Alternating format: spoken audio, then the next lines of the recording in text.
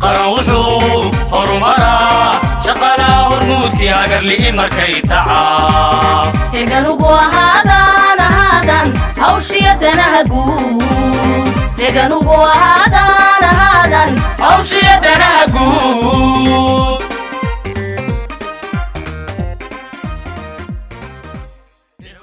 استراتيجي بلان كان سمعنا سياسة قرشة هولاد كان دير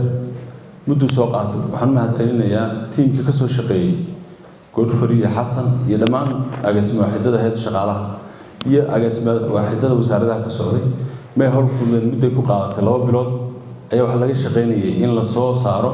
قرشة استراتيجية دوشان صنعها وهيد شغالها كل شقين دون تعديلها كديو وحسك كاشان هيد شغالها سومالان iyo mashruuca dib-u-habeynta shaqaalaha uu fangareeyay walbaanka maanta farxad bay noo tahay in la helo qorshe dheer oo muddo soconaya runtii maanta waxaan bilownay qorshe hawleedkii 5 sano ee soo socda ee hay'adda shaqaalaha dawladda qorshe hawleedkaasi waxa uu ka kooban yahay 6 chapter ama 6 cutub oo cutubyada ugu waaweyn ay ka mid yihiin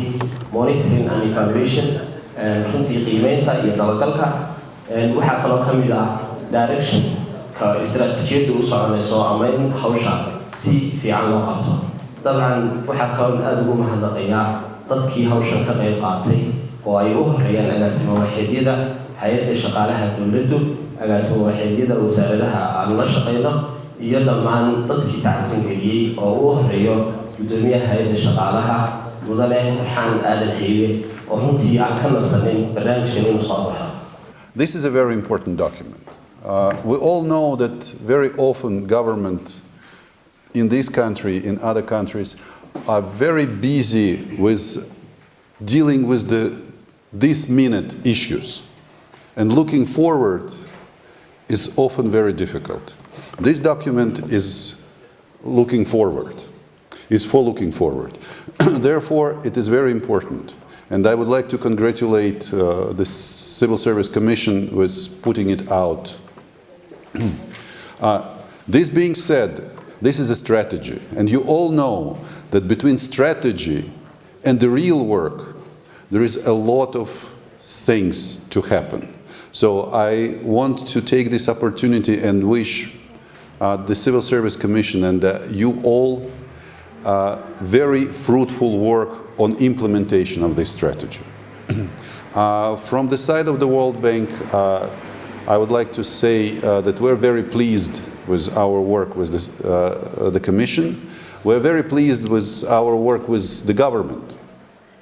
Because I repeated it many times and would like to repeat once again, without the government there is no country. In la sameeyo istaraatiijiyad waa halbowlaha in la ogaado halkaynu u soconno la'aanteedna suurtagal maaha ninka reer miyigii haddaanu garanahayn waddadu u mari lahaa halkuu guuray ee u socdo iyo waxa halkaasi uu ka sii sawiri karayo waxa uu la tagaayo uu ka filayo inay uga soo baxaan suurtagal maaha dee waa baadi waa dayow dalna kuma jiri kara sidaa waa sababta loo sameeyey National Development Goalka NDB2 iyadoo taa laga duulayo NDB2 ma shaqeynayo qorshe hawlqabad oo la mudeeyay oo ujeedooyin leh oo maxsuul iyo wax laga sugayo leh oo meel yaala la'aantii ma shaqeynayo istaraatiijiyada 5 sano qorshaha hawlqabadka 5 sano ee soo socotay hay'adda shaqaalaha dawladdu waxa uu ku qotomaa International Sustainable Development Goalski oo goolka 17aad buu aasaas ayuu ka soo farcamaya waxa kale oo aan u eegno ku qotomaa ajandaha African Unionka waxa kale oo ku qotomaa fishanka qaranka Jamhuuriyadda Somaliland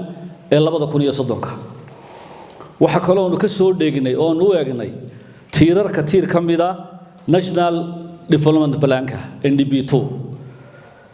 waxa kale oo ku qotomaa constitutionka qaranka Jamhuuriyadda Somaliland iyo dabcan xeerka shaqaalaha dawladda Jamhuuriyadda Somaliland ee aanu dub eegista ku sameeynay ee golaha wasiirada hortagaya draftkiisu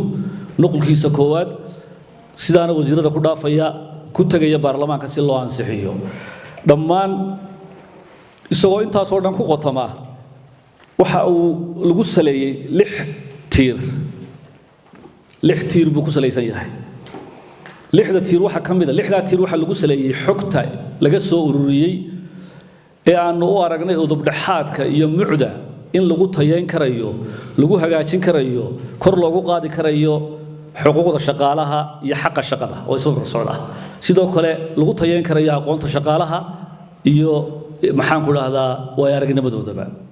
waxa runtii maanta sharaf weyn ah in kala soo qayb galo xafladda ama aqoon sudaasiga lagu daahfurayo strategic planka shaqaalaha oo runtii madaxdii horeysa ay sheegeen arrin weyn oo lafdhabar u ah shaqadii shaqaalaha runtii bini'aadankuna hadduu yool leeyahay hadduu yool lahayn uu lumayaa in aynu la sameeyo qorshuhu farabadiyo baa 100 nooc qorshahaasi waa qorshihii hay'adda shaqaalaha ama shaqada marka waxaan leeyahay aad iyo aad baad u mahadsantihiin runtii raggani hay'adda shaqaalaha oo hogaaminayo Farxaan iyo macallimiinta uu ka yahay Professor Salaman ka mid yihiin iyo dhammaan CSI-da aad iyo aad baan runtii ugu mahadnaqaynaa hawl weyn bay hayaan